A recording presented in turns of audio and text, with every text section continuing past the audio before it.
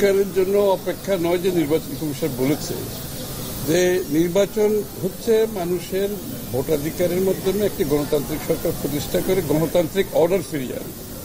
এটা একটা clear cut হচ্ছে জনগণের ম্যান্ডেট, জনগণের মালিকানার বিষয়।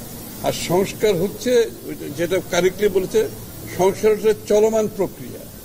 নির্বাচনের পরেও আরো বহু সংস্কার হতে থাকবে, আগামী বছরগুলোতেও সংস্কার হতে থাকবে। তারপরও যেই বিষয়ে ঐক্যমত হয়েছে সংস্কারের বিষয়ে, সেটা জাতির সামনে প্রকাশ করলেই তো হয়ে যায়। প্রকাশ করে আপনি ভোটের দিনক্ষণ ডিক্লেয়ার করতে অসুবিধাটা কোথায়?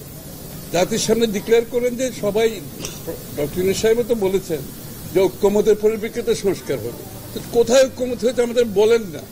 আমরা তো সবাই জমা দিয়েছি, খালি বিএনপি না, প্রত্যেকটি রাজনৈতিক দল তাদের সংস্কার প্রস্তাব জমা দিয়েছে। সুতরাং কোথায় ঐক্যমত হয়েছে জাতিকে জানিয়ে দিয়ে সনদ সই করে নির্বাচনের দিকে আমরা এগিয়ে যাই, পরিষ্কার কথা। Thank you.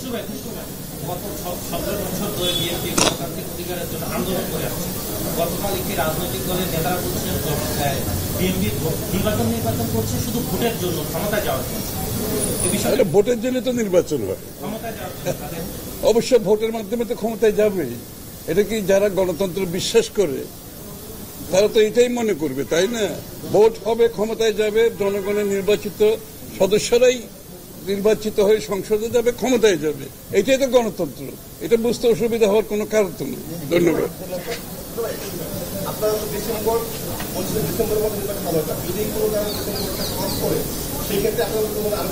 কোন কারণ চিন্তা করে লাভ নাই। ডিসেম্বরের মধ্যে নির্বাচনের জন্য সমস্ত সবাই উদ্গ্রীব, ভোট দেওয়ার জন্য প্রস্তুত।